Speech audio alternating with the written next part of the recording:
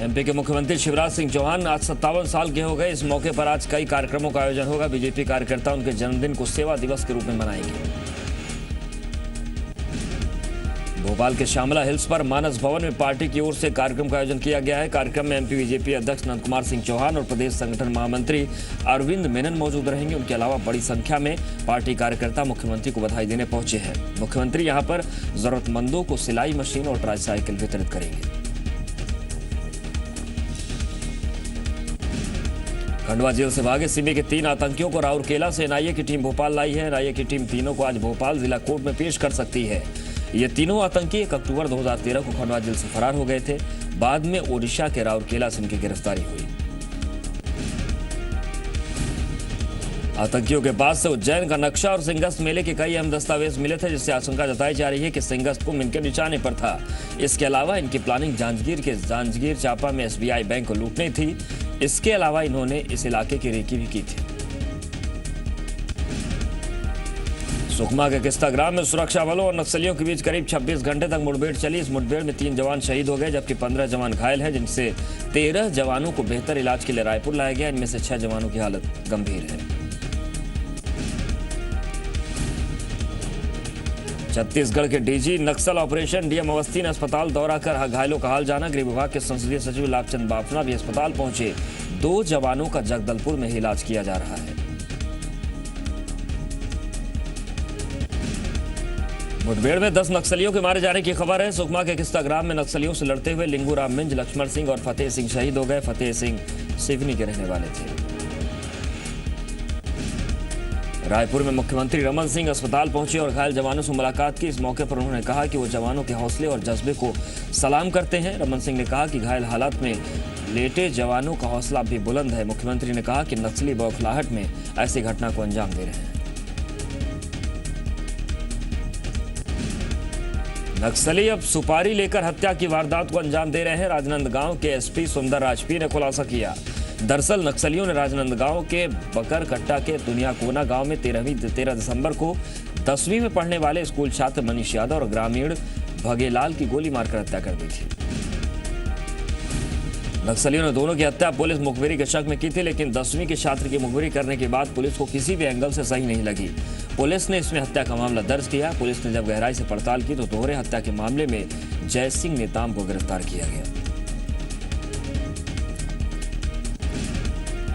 Police के सामने जय सिंह ने दोनों नक्सलियों से हत्या करवाने की बात कबूल ली है। पुलिस पूछताछ में आरोपी जय सिंह ने बताया कि मनीष यादव के पिता इंदल यादव उसका उधार लिया हुआ 15,000 रुपए नहीं लौटा रहे थे और गांव की पंचायत में भी मामले का फैसला जय सिंह के खिलाफ हुआ था। जय सिंह इंदल यादव से बदला लेना चाहता था। जय सिंह के नक्सलियों से संपर्क कर मनीष को पुलिस का मुखबिर बताया। जय सिंह की जानकारी पर भरोसा करके नक्सलियों ने 13 दिसंबर की रात मनीष और उसके साथ रहे भगेलाल की गोली मारकर हत्या कर दी। नक्सलियों ने दोनों के पुलिस मुखबिर होने के पर्चे भी फेंके थे। शुक्रवार को नारायणपुर पुलिस के सामने 7 लाख के 3 इनामी समेत 6 नक्सलियों ने सरेंडर कर दिया। हथियार डालने वाले 2 नक्सलियों पर 1-1 लाख और 1 नक्सली पर 5 लाख का इनाम घोषित था। बताया जा रहा है कि हथियार डालने वाले नक्सलियों में एक एरिया कमांडर और बाकी जन मिलिशिया के सदस्य हैं। इंदौर का एक और शख्स मरकर दूसरों की जिंदगी बचाएगा। सड़क हादसे में घायल 21 साल के दुर्गेश खुद की जिंदगी हार गए, लेकिन उनका लीवर, हार्ट और किडनी दूसरों को जीवन दान देंगे। इसके लिए कुल 3 से ज्यादा ग्रीन कॉरिडोर बनाए जाएंगे। दुर्गेश मालवी सड़क हादसे में बुरी तरीके से जख्मी हो गए थे। शुक्रवार को डॉक्टर्स की टीम ने 2 बार उनकी जांच की और उसके बाद उन्हें ब्रेन डेड घोषित कर दिया। ऐसे में दुर्गेश के परिवार ने उनके अंगदान की इच्छा जताई, जिस पर तेजी से काम हो रहा है। कमिश्नर संजय दुबे के निर्देश में आज डॉक्टर्स की टीम चोइथराम हॉस्पिटल में दुर्गेश का ऑपरेशन करेगी और उनके लीवर और हार्ट को दिल्ली और मुंबई ले जाएगी, ताकि जरूरतमंद लोगों में इसे लगाया जा सके। सीधी में उपवन मंडलाधिकारी को गुंडागर्दी के आरोप में तत्काल प्रभाव से निलंबित कर दिया गया। बताया जा रहा है कि बुधवार को वन मंडलाधिकारी अपने कार्यालय में काम निपटा रहे थे, तभी उप वन मंडलाधिकारी शिव प्रताप सिंह गहरवार 6-7 लोगों को लेकर जबरन अंदर घुस गए और अपने सीनियर से बदसलूकी की।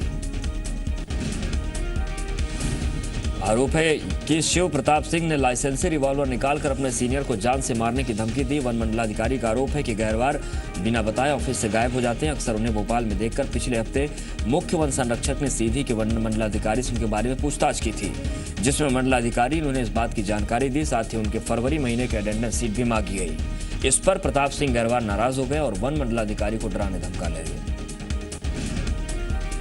विरोध में विभाग के अधिकारियों और कर्मचारियों ने मोर्चा खोल दिया। पूरे मामले की रिपोर्ट रीवा जोन के मुख्य संरक्षक को दी गई, जिस पर एक्शन लेते हुए मुख्य वन संरक्षक ने एमपी के मुख्य वन संरक्षक से कार्रवाई की सिफारिश की है।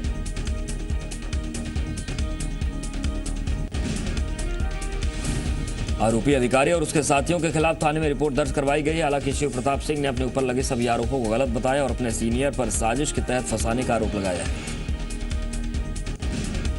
बालोद के दल्ली राजहरा और उसके आसपास बसे गांव के लोगों को कौशल विकास उन्नयन के तहत प्रशिक्षण दिया जा रहा है, ताकि वो अपना रोजगार कर सकें। दरअसल माइन से निकलने वाले कचरे के चलते इलाके का पानी दूषित हो गया। इसकी वजह से हर साल इलाके के किसानों की फसल बर्बाद हो जाती है, लेकिन प्रशिक्षण मिलने के बाद ये लोग अपना रोजगार कर सकते हैं या नहीं, इन्हें किसी फर्म में नौकरी भी मिल सकती है। कार्यक्रम को लेकर इलाके में लोगों में खासा उत्साह देखा जा रहा है। प्रशासन ने इसकी शुरुआत सबसे ज्यादा प्रभावित धोवेदंड गांव से की। साथ ही बाकी जगहों पर सर्वे कराकर स्वरोजगार का मौका देने की बात कही गई। छतरपुर के लवकुश नगर में शासकीय कन्या आश्रम में दूषित भोजन खाने से 16 लड़कियां बीमार हो गई। आनन फानन में सभी को नजदीकी अस्पताल में भर्ती करवाया गया।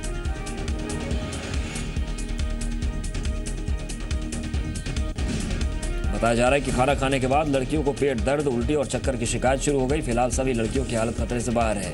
घटना के बाद एसडीएम एचके दुर्वे ने बीमार बच्चियों का हाल जाना और सख्त जांच के बाद दोषियों के खिलाफ कार्रवाई की बात कही।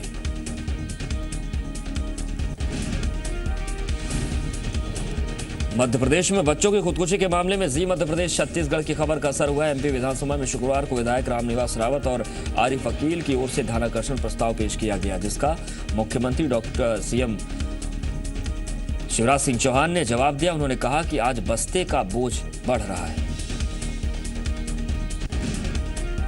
शिवराज सिंह चौहान के मुताबिक बच्चों पर दबाव बनाना अपराध की श्रेणी में आता है। सीएम ने कोटा में भिंड के छात्र की खुदकुशी पर भी बयान दिया। उन्होंने कहा कि आजकल परीक्षाओं की तैयारी के लिए बच्चों का कोटा भेजने का चलन चल पड़ा है।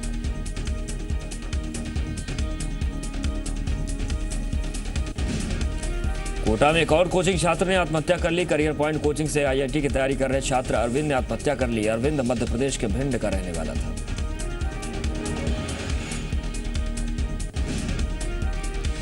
विज्ञान नगर थाना इलाके का ये मामला है। पुलिस ने शव को मोर्चरी में रखवा दिया है। आपको बता दें कि जिला प्रशासन के गाइडलाइंस में बदलाव करने के बाद ये कोचिंग छात्र की खुदकुशी की पहली घटना है। बैतूल में मिड डे मील के दौरान एक दलित बच्चे को तुअर दाल मांगने पर बदसलूकी का सामना करना पड़ा। ये मामला शाहपुर के सरकारी स्कूल में सामने आया है।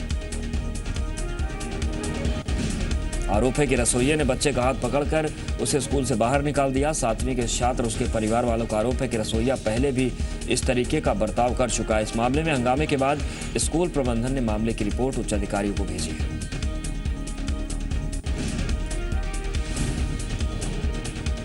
दिल्ली के जेएनयू में देशद्रोही नारे के खिलाफ रतलाम में युवाओं ने विरोध प्रदर्शन किया। इस दौरान लोगों ने पुतला जलाए। युवा संघर्ष समिति ने प्रदर्शन किया। रायपुर में शुक्रवार को कांग्रेस भवन में महिला कांग्रेस की प्रदेश स्तरीय बैठक हुई, जिसमें पूरे प्रदेश की महिला कांग्रेस पदाधिकारियों ने हिस्सा लिया। बैठक प्रदेश महिला कांग्रेस अध्यक्ष अनीता राउटे के नेतृत्व में आयोजित हुई। उन्होंने कहा कि प्रदेश में महिला उत्थान के लिए कांग्रेस के हर सदस्य को काम करना पड़ेगा। साथ ही उन्होंने यह भी कहा कि कांग्रेस की मुख्य भूमिका महिलाओं के हक की लड़ाई लड़ना है।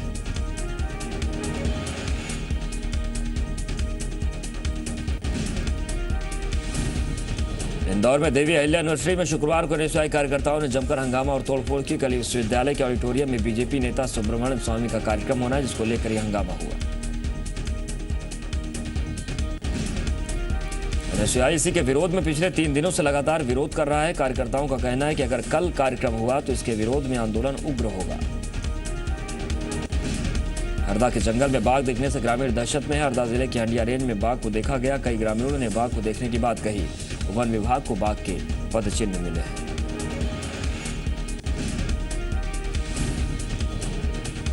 वन विभाग ने इसकी जानकारी अपने आला अफसरों के साथ साथ कलेक्टर को दी ताकि सुरक्षा के इंतजाम किए जा सके। वन विभाग के अधिकारी और कर्मचारी लगातार जंगल में सर्च कर रहे हैं। साथ ही ग्रामीणों को भी हिदायत दी गई है कि वो अकेले जंगल की ओर न जाएं।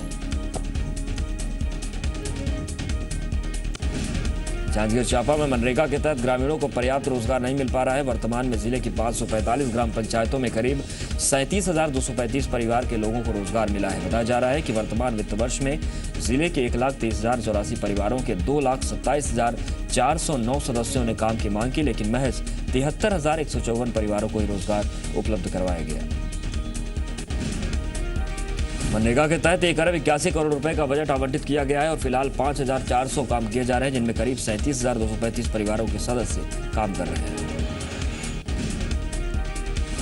एमपी में लोकायुक्त ने सरकार से सिफारिश की है कि विधायक, कुलपति और एनजीओ जैसे संगठन भी लोकायुक्त के दायरे में आने चाहिए। प्रदेश के लोकायुक्त पीपी नावलेकर ने सागर में ये बात कही। नावलेकर ने कहा कि अगर सरकार जीरो टॉलरेंस की बात कहती है तो इसको लेकर कानून बनाना चाहिए। सरकार एनजीओज को मदद करती है, ऐसे में इन पैसों का उपयोग कैसे हो रहा है इसकी मॉनिटरिंग जरूरी है। नावलेकर ने कहा कि लोकायुक्त को सर्चिंग की पावर मिलनी चाहिए। प्रदेश के अन्य संभागीय मुख्यालयों पर भी लोकायुक्त कार्यालय खोलने की प्रक्रिया चल रही है। जम्मू कश्मीर में सरकार बनने को लेकर असमंजस के बीच पीडीपी प्रमुख महबूबा मुफ्ती ने कहा कि वो बीजेपी के साथ गठबंधन को लेकर किसी आलोचना से नहीं डरती। वहीं पीएम मोदी की तारीफ करते हुए महबूबा ने कहा कि केंद्र पैगाम दे कि वो राज्य के लोगों की भलाई के लिए जो हो सकता है वो करने के लिए तैयार है। 5 राज्यों में विधानसभा के लिए चुनावी तारीखों का ऐलान हो गया है। पश्चिम बंगाल में 6 चरणों में मतदान होगा, जबकि असम में 2 राउंड में वोटिंग होगी। वहीं तमिलनाडु, केरल और पुडुचेरी में 16 मई को मतदान होगा। 5 राज्यों के नतीजे 19 मई को आएंगे। देशद्रोह के मामले में जमानत पर रिहा हुए कन्हैया कुमार लेफ्ट के लिए पश्चिम बंगाल का चुनाव प्रचार करेगा। सीपीएम नेता सीताराम येचुरी ने कहा कि कन्हैया उनकी ओर से स्टार प्रचारक होगा। वहीं बीजेपी की बुराई करने पर नीतीश और केजरीवाल ने भी कन्हैया की पीठ ठोकी है। केजरीवाल के प्रिंसिपल सेक्रेटरी राजेंद्र कुमार के दफ्तर पर छापे के मामले में दिल्ली सरकार की अपील पर सुप्रीम कोर्ट ने सीबीआई को नोटिस दिया है। दिल्ली सरकार की मांग है कि छापेमारी में जब्त किए गए दस्तावेज वापस किए जाएं। कॉल ड्रॉप के मामले में सुप्रीम कोर्ट ने टेलीकॉम कंपनियों को दिल्ली हाईकोर्ट के फैसले पर अंतरिम राहत देने का इनकार कर दिया है। हाईकोर्ट ने ट्राई के उस आदेश को सही बताया था जिसमें हर कॉल ड्रॉप के लिए मोबाइल कंपनियों को ₹1 हर्जाना देने का आदेश था। 2019 तक देश के सभी राष्ट्रीय राजमार्ग रेलवे क्रॉसिंग फ्री हो जाएंगे। इसके अलावा पीएम मोदी ने सड़क इंफ्रास्ट्रक्चर की इस महत्वाकांक्षी योजना सेतु भारतम की शुरुआत की। योजना के तहत 500 पुराने पुल चौड़े किए जाएंगे, उनकी मरम्मत होगी और 208 नए पुल बनेंगे। यमन के शहर एडन के एक ओल्ड एज होम में हमले में बंदूकधारियों ने 4 भारतीय नर्स समेत 16 लोगों की हत्या कर दी। चारों भारतीय नर्स मदर टेरेसा के संगठन मिशनरीज ऑफ चैरिटी से जुड़ी हुई थी।